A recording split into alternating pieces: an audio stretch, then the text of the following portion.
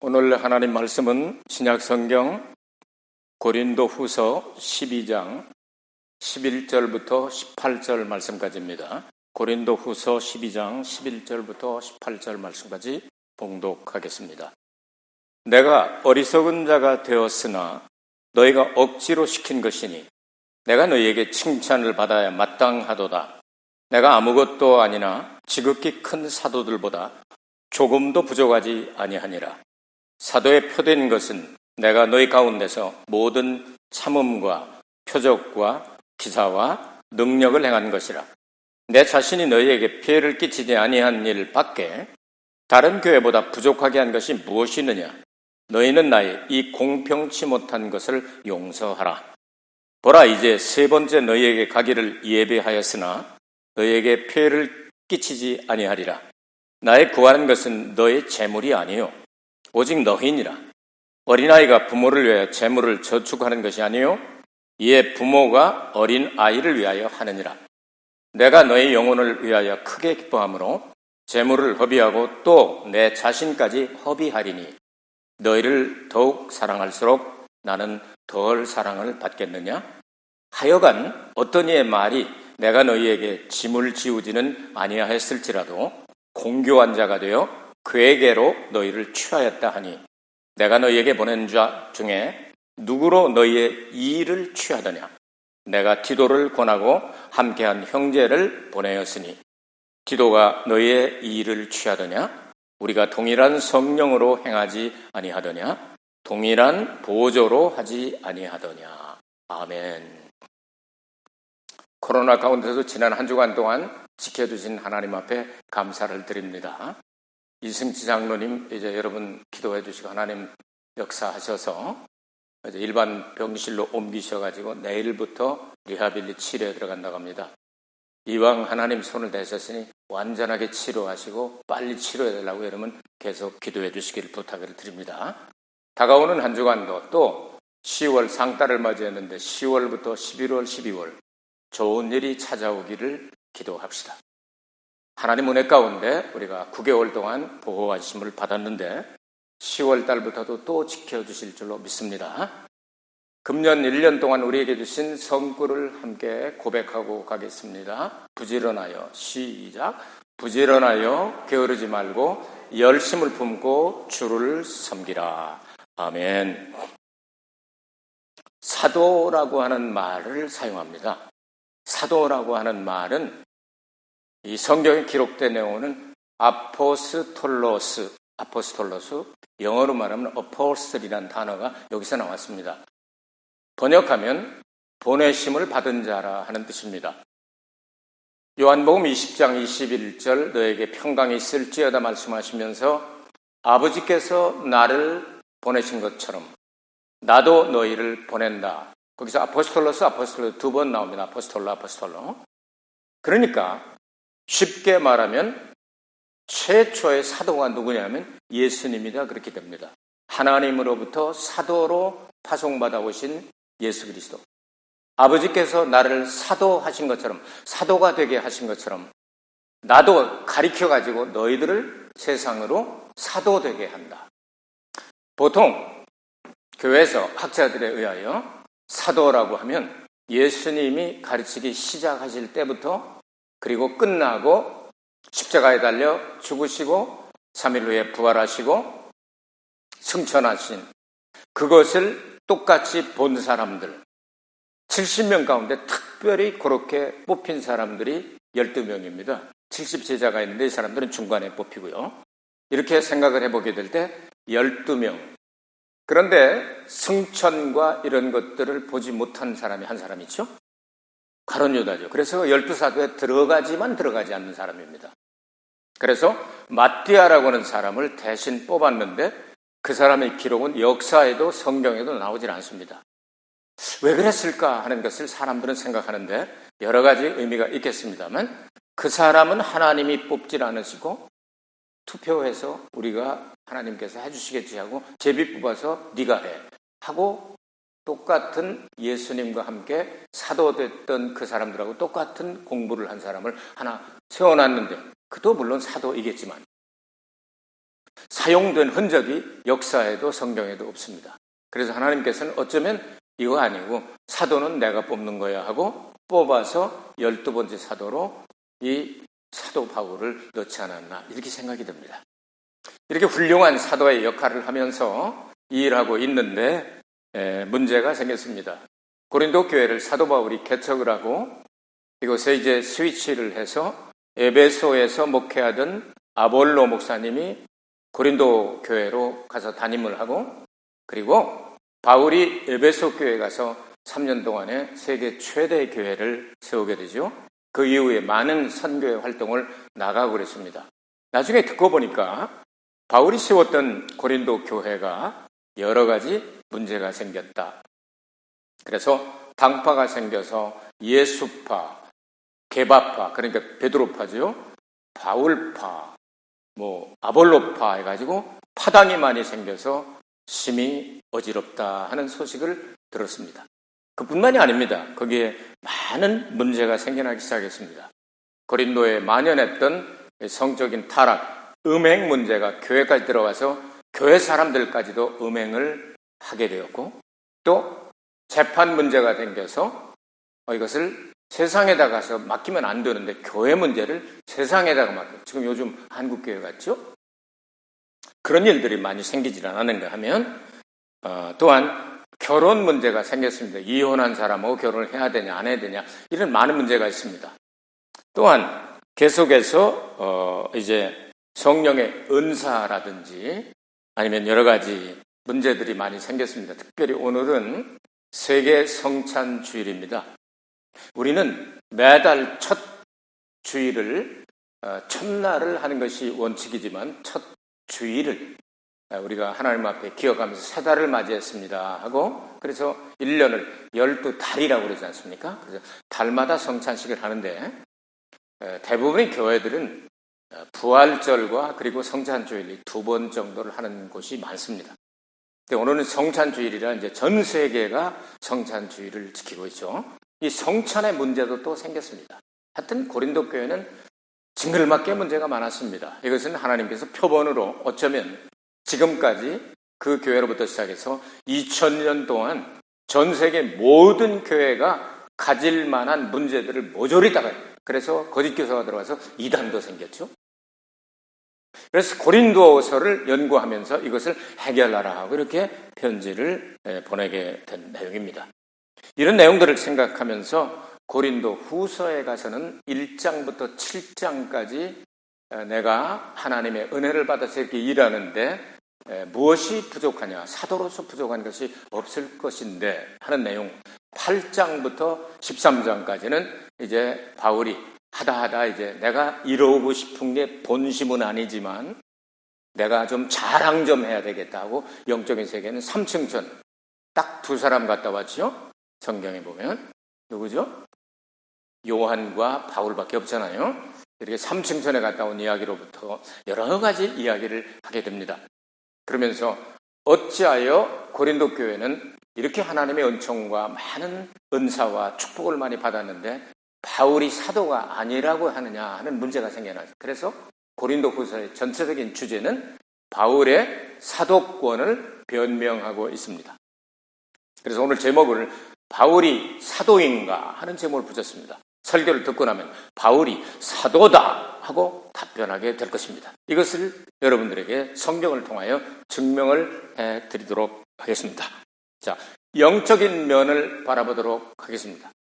영적으로 생각하게 될 때 바울은 조직신학이나 아니면 영적인 세계나 이런 것들을 그 어떤 사람들보다도 정확하게 기록을 해서 신약성경의 반 이상을 우리에게 남겨줬습니다. 그래서 바울의 서간이 없으면 기독교의 이 뼈대가 흔들릴 정도로 이 바울을 하나님께서 쓰신 것을 볼 수가 있습니다. 그래서 믿음으로 구원받고 의를 얻는다는 칭의라든지 거룩하게 되어져가는 sanctification, 성화라든지 마지막에 우리의 골은 예수 그리스도의 영광을 회복하는 glorification, 영화라든지 아니면 구원과 구속, 다음 주일에 설교하겠습니다. 어떻게 다른가? 대속, 십자가의 도가 뭐냐? 이런 내용들을 찾으려고 하면 다른 글에서보다 바울의 글에 거의 다 들었습니다. 이렇게 엄청난 역할을 했는데 사람들은 못 알아주고 바울이 왜 사도냐? 예수님 못 만났잖아. 그런데 바울은 특별하게 예수님께서 만나주시지 않습니까? 3층 천에서 1층 천으로 내려오셔가지고 환상 가운데 예수님이 나타나서 바울을 직접 만나주신 기록이 있지 않습니까? 이런 내용들을 생각하게 될 때 바울은 사도 중에 사도인데 내가 뭐가 부족하냐? 대사도들보다 내가 부족한 게 없는데 왜 그러냐 하는 그런 내용이 오늘 성경에 나오지 않습니까? 자, 바울이 그 영적인 세계를 어떻게 정리했는가를 5가지로 단어를 여러분들에게 선물을 드립니다. 5 손가락이 있는 것처럼 이 손가락 하나씩도 힘이 있으나 이것이 하나에 만들어져서 주먹, 고부시가 되면 굉장한 힘을 발휘하는 것처럼 여러분도 바울의 영계 거성인 바울의 5가지 포인트의 영적인 그 포인트를 여러분이 이 주먹처럼 꽉 잡아가지고 영계의 거성이 못 된다 할지라도 그 영계의 거성과 같은 역사가 여러분들을 통해서 일어나게 되기를 주의 이름으로 축복합니다. 그 중에 많은 것이 5개로 정리하는 거예요. 알기 쉽게. 첫째, 영성이라고 하는 단어입니다. 영성, spirituality라고 하는 단어이죠. 이 단어는 굉장히 중요합니다. 중국 성경에, 중국 사전을 찾아보면 영성은 링싱이라고 발음하는데, 링싱하고 발음하는데, 이거는 주인에게 길들여지는 개나 돼지, 소, 말 이런 것들이 얻는 지혜다 이렇게 써져 있습니다. 여러분 일본의 사전을 찾아보시기 바랍니다. 커다란 사전 찾아도 영성 하면은 안 나옵니다. 뭐가 나오느냐면 내생, 냉정이란 단어가 나올 뿐입니다. 냉정과 열정 사이 뭐 영화 제목 같은데요. 이런 단어는 나오지만 영성이란 단어가 나오지는 않습니다. 그러니까 영적인 성품을 이야기하는데요. 스피리추얼리티. 그런데 영어를 일본어로 이렇게 영화사전이죠. 영어를 일본어로 번역해 놓을 때는 어쩔 수 없이 스피리추얼리티하고 찾으면 영성이라고 써놨습니다. 이 영성은 뭐냐 하면은 하나님으로부터 우리에게 다시 태어날 때 받는 것인데, 그래서 영성은 훈련이나 개발이나 뭐 노력이나 학교 다니고 이래서 영성이 생겨지는 게 아닙니다. 여러분 소림사에 보낸다고 고양이가 10년 가서 훈련하고 온다고 호랑이로 바꿔지겠습니까? 태어나는 게 하나님으로부터 태어난 물과 성령으로 태어난 사람만이 영성이 살아나게 되는 겁니다. 그래서 천국 들어갈 수 있게 되는 겁니다. 이 영성은 성장할 수는 있습니다. 깊어질 수 있고 강해질 수 있습니다. 왜? 아이가 태어나서 성장하고 강해질 수 있지 않습니까? 이건 훈련이 아닙니다. 하나님의 말씀과 성령의 능력에 의하여 영성 있는 사람이 되어야 되는데, 여러분 사람이 거듭나지 아니해도 감성도 있고 지성도 있고 의지도 있고 다 다르게 있을 수 있어요. 사람은 사람이고 짐승은 짐승이잖아요. 그러나 영성이 다시 거듭나서 태어난 사람만이 천국에 들어갈 수 있다 그 말이죠. 바울은 이걸 잘 정리를 해놨습니다. 2번째, 영역이라는 게 있습니다. 영적인 파워입니다. 영역은 어떤 영역이 있습니까? 영역은 하나님께서 성령을 받아주신다고 말씀합니다. 자, 너희는 몇 날이 못되어 아버지 약속하신 성령을 받게 되리라. 그때가 이스라엘을 회복할 때입니까? 때와 기한은 너희가 알 바 아니요. 오직 성령이 너희에게 임하시면 권능을 받고 예루살렘과 온 유대와 사마리아와 땅 끝까지 이르러 내 주인이 되리라. 아멘이십니까? 거기에 나오는 영역이라는 말의 원어가 두나미스라는 두나미스. 이 두나미스라는 말은 영어로 번역하면 force라는 단어도 되겠지만 다이너마이트를 얘기합니다. 다이너마이트. 폭발적인 능력을 하나님의 능력, 성령의 능력을 말하는 거예요. 이 권세와 능력을 받게 되면 큰 산아 네가 무엇이냐? 스룹바벨 앞에서 평지가 될지어다. 평지가 되는 겁니다. 이는 힘으로 되지 아니하고 능으로 되지 아니하고 오직 나의 신으로 될 성령의 권능을 받을 때 이런 역사가 나타난다 그 말입니다. 여러분에게 이런 능력 임하게 되길 주의 이름으로 축복합니다. 3번째, 영적인 권위, 영권입니다. 이건 authority라고 말하죠. authority. 이건 영의 권세가 있기 때문에 이건 영역도 있으면 좋지만 이 영의 권세는 더 중요합니다. 많은 사람들이 이렇게 이야기를 합니다. 예를 들어서 12톤 트럭이 쫙 합니다. 엄청나게 힘이 좋죠. 사람하고 부딪히면 누가 다치겠습니까? 트럭도 다칠지 모르지만 사람이 다쳐요. 그렇죠? 그런데 교통신경은 호각 하나 가지고 휙 하고 불면은 탁 서 하면 그대로 쓸 수 있습니다. 이걸 권위라고 말하고 추력이 가지고 있는 힘을 능력이라고 말합니다. 이 두 가지를 우리가 다 가질 수 있을 때 원수마귀 쫓아내는 건 일도 아니 예수 이름으로 나가 하면 나가게 되는 겁니다. 여러분 믿고 기도하면 시작할 때 벌써 응답받았다고 말씀해요. 너희가 구하고 구한 것은 받은 줄로 믿으라. 그리하면 그대로 되리라. 아멘. 이런 권세와 능력이 함께 있기를 바랍니다. 권세는 있는데 가당갈랑갈랑 해가지고 맨날 비리비리 하지 말고, 능력이 있는데 권세가 없어서 써먹을 수도 없는 그런 사람이 되지 말고, 영권과 그리고 영력이 함께 여러분의 있기를 주의 이름으로 축원합니다. 세 가지 끝났습니다. 네 번째, 잘 가요. 아주 잘 가요. 속도가 좋아요. 네 번째, 영적인 은사에 대해서도 받은 사람이 정리할 수가 있는 거죠. 여러분, 영적인 은사라는 것은 모든 은사를 한 사람이 다 받기는 어렵습니다만, 제가 부족한 책, 성령론을 쓴 책이죠. 거기 정리해놨습니다만, 신약성경에 27가지의 은사를 찾아냈습니다. 그 중에 대표적인 9가지가 고린도 교회에 보낸 편지 가운데 들어있습니다.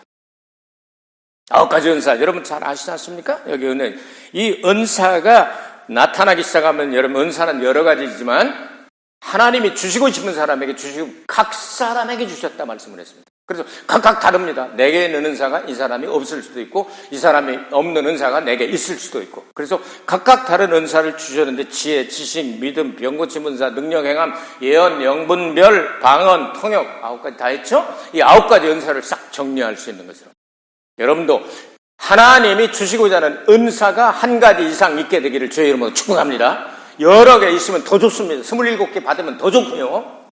은사론을 이렇게 정리할 수 있는 것은 은사의 세계를 알았기 때문에 정리할 수 있는 거죠. 그러니까 영적인 사람이 다른 사도가 정리 못한 것까지 다 했잖아요. 열매를 생각해 보시기 바랍니다. 열매도 있지 않습니까? 그 열매에 대해서 누가 정리했습니까? 바울이 갈라디아서 5장 22절 이하에 했지 않습니까? 사랑이라고 화평, 일본말과 한국말로 달아서 이렇게 이제 인내와 자비, 양성, 충성과 온유와 절제다 이렇게 해가지고 9개가 나오지 않습니까? 이 9가지 열매는, 요것은 성령이 한 성령을 받게 되면 열매는 한 나무에서 열리기 때문에 한두 개가 맺고 나머지 안 맺는 건 있을 수가 없습니다. 그래서 영어 성경에 보면 9가지 은사라고 하는데 단어는 3인칭 단수 is를 받았습니다. 아시겠습니까? 무슨 내용인지 몰라도 됩니다. 그런데 중요한 거는 성령의 열매는 한 나무에서 맺히기 때문에 한 열매가 맺기 시작하면 9가지가 싹이 맺혀야 된다 이 말이지. 아시겠어요? 이건 한 성령에서 나오기 때문에 그렇습니다. 그래서 열매는 모든 것이 한꺼번에 다 맺혀야 된다. 이 9가지를 정리한 게 누구예요? 바울이요. 그러니까 영적인 면에 생각하게 될 때 다른 사도들한테 좀 떨어지는 데가 있어요? 없어요? 나면 낫지 떨어지는 데가 없잖아요. 그러니까 영적으로 생각할 때 바울은 사도다. 두 번째, 생활하는 면에서 생각을 해보도록 하겠습니다. 13절과 14절에 보면 폐를 끼치지 않았다는 단어를 사용합니다. 내 자신이 너에게 폐를 끼치지 아니한 일 밖에 다른 교회보다 부족하게 한 것이 무엇이 있느냐? 너희는 나의 공평치 못한 것을 용서하라. 바울이 용서해달래요. 무슨 얘기인지 설명하겠습니다. 보라, 이제 세 번째 너희에게 가기를 예배하였으나 너희에게 폐를 끼치지 아니하리라. 나의 구하는 것은 너희 재물이 아니오 오직 너희니라. 어린아이가 부모를 위해 재물을 저축하는 것이 아니오 이에 부모가 어린아이를 위하여 하느니라. 이렇게 말씀하고 있어요. 자, 폐를 끼치지 않는다고 두 번이나 강조하고 있죠. 이게 무슨 내용인가? 자, 바울은 다른 교회에서 선교 헌금을 보낼 때 기쁨으로 받았습니다. 특별히 빌립보 교회 같은 아주 가난한 교회인데도 너무 기뻐받고, 너희들이 보낸 이 헌금이 주님 앞에서, 하나님 앞에서 향내나는 재물이다 하며 칭찬해주고 그런 내용도 있어요. 그런데 다른 교회에서는 받았는데 고린도 교회에서는 일체 보수를 받지 않고 일을 했습니다. 이걸 자비량 선교라고 그러죠. 왜 그렇게 했느냐면 하나님께서 일을 잘하는 브리스길라와 아굴라 실업인 두 사람을 보내주셨습니다. 그 이들이 어떤 재주가 있냐면 가죽 세공업을 하는, 그래서 앞치마도 잘 만들고 가죽 앞치마, 구두, 요즘 같으면 그런 것도 잘 만드는 기술이 있어서 만들었다면 팔립니다. 없어서 못 팔아. 그러니까 돈이 막 들어오는 거예요. 그러니까 브리스길라와 아굴라와 바울이 똑같은 직업인데다가 아주 상당히 고도의 아주 다쿰이나 일본 말로 하면은 이렇게 공교하게 잘 만들었기 때문에 너무 잘 팔려가 돈이 많이 들어온 거예요. 그러니까 교회 사령을 받을 필요가 없는 원칙은 하나님이 성령의 이 신령한 양식을 뿌리는 사람들은 영적인 양식을 뿌리는 사람은 이 육적인 양식을 거두어 먹도록 율법에 명령하고 있습니다. 그렇게 살아라. 특별히 11조를 먹고 살아라. 이렇게 명령을 하고 있습니다. 이렇게 명령을 했는데 거짓 선지자들이 들어와서 이야기하기를 성경 말씀에 주의적으로 하나님의 말씀을 전하고 일하면 그 교회에서 나오는 11조, 그 교회에서 나오는 이 헌금을 가지고 이렇게 사는 게 당연한데 바울은 한 푼도 돈도 안 받고 그러니까 저거 가짜야 하고 말하기 시작했습니다. 그리고 이어서 이야기하는 내용이 이제 계속해서 이제 나오는데 그 다음에 여러분에게 설명을 하도록 하겠습니다. 이것 때문에 이제 바울은 상처를 받게 되는 거죠. 월급 안 받은 게 무슨 죄냐? 왜냐하면 돈이 넉넉하니까 안 받을 수 있잖아요. 이 얘기를 해서 그래서 용서해달라 하는 단어를 사용했죠. 그러면 왜냐하면 다른 교회하고 고린도 교회하고 공평하게 하지 못한 게 죄라면 용서해달라 이렇게 얘기한 거예요. 그게 바울이 뭐 잘못해가지고 용서해달라는 얘기가 아니에요. 이 성경을 읽을 때 앞뒤를 잘 읽으면 여러분이 알 수 있게 되는 겁니다. 자, 하나님께서는 어떤 때는 거기서 그 교회에서 책임을 못 질 때는 까마귀를 날라오게 해가지고 엘리야를 먹이는 것처럼 그렇게 하실 수도 있어요. 참 우리는 이런 걸 많이 체험하고 삽니다. 어렸을 신혼 때부터요. 정말 사 먹을 돈이 없을 때 먹고 싶은 거 그냥 생각만 하면 그냥 갖다 놓고 가고 지금도 몰라요. 누가 갖다 놨는지 모르는 사람이 있어요. 이런 때가 가끔 있어요. 이거 정말 꼭 필요한데 우리 실력으로는 이거 좀 안 되는 하면 또 이렇게 까마귀처럼 이렇게 탁 물고 오는 분이 있을 수 있어요. 그 돈 내라는 얘기가 아니에요. 정말 돈 내는 거는요. 이제 오다와라 교회가 11월 8일 날 헌당 예배를 드리게 되는데요. 오다와라 교회 성도가 한 10명 정도밖에 안 되는데 그분들이 돈을 모아가지고 입고다 되니까 이제 하나로 되어 있는 독채 지불 하나를 이제 경매 넘어가는 걸 싸게 사가지고 이걸 속을 고치고 해가지고 많이 고생들 하고 있는데요. 자기네들이 다 돈 모아가지고 그걸 다 샀어요. 근데 이 수리비 이런 거 생각하다가 보니까 이게 계산에 안 는 거예요. 그러니까 돈이 한 100만 엔 정도 모자라게 됐는데 야마나시 교회 또 목수질 이런 거 잘하는 분들이 계신다니. 그러니까 가서 은혜 받은 대로 가서 이제 봉사하는 거예요. 봉사하면서 교회에다 얘기를 했더니 그 지방 교회에서 30만 엔을 헌금을 해가지고 보냈단 말이에요. 그 연락이 왔어요. 그건 뭔 얘기입니까?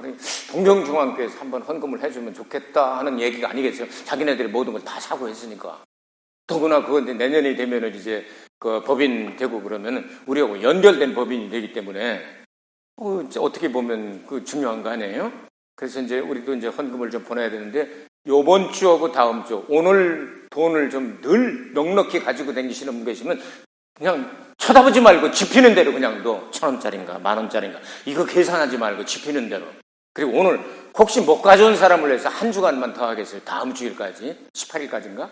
3주간만 하겠어요. 여러분이 할 수 있는 때에 하는 게 좋습니다. 그 교회가 하나 헌당을 하는데 여러분 이름을 하나님이 기억하시지 않겠어요? 바울은 자기는 안 받았지만 예루살렘 교회가 망한다. 지금 기근이 들어가지고 지금 죽게 생겼다 하니까 자기가 개척한 교회에다가 다 연락을 해서 선교헌금 좀 보내주세요. 우리 모 교회 예루살렘 교회를 좀 살려야 되겠습니다. 해서 그것을 했다 그 말이죠.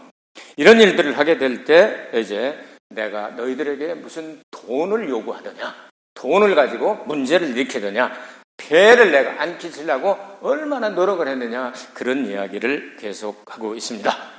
자, 사람에 따라서도 아주 폐를 끼치기로 작정하고 사는 사람들이 가끔 있죠.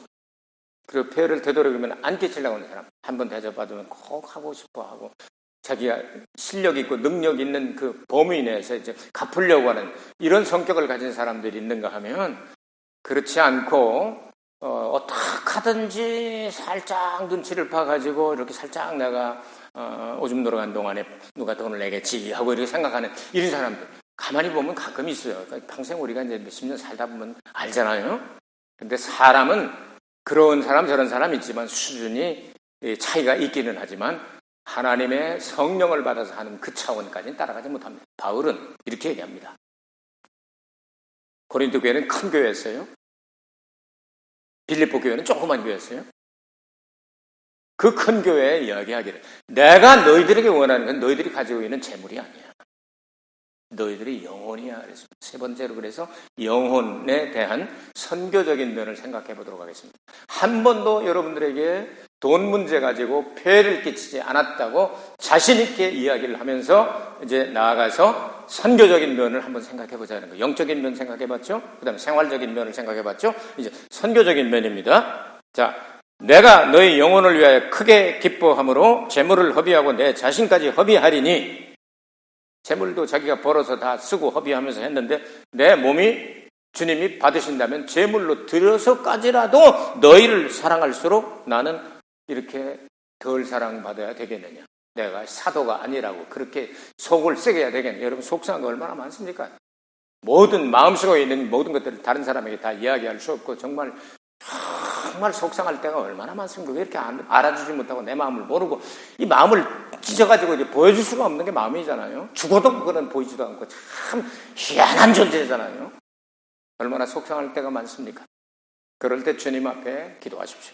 주님은 절대로 여러분 생각보다 더 좋게, 아주 더 넘치게 여러분에게 유익하게 판단을 내려주시게 될 것입니다.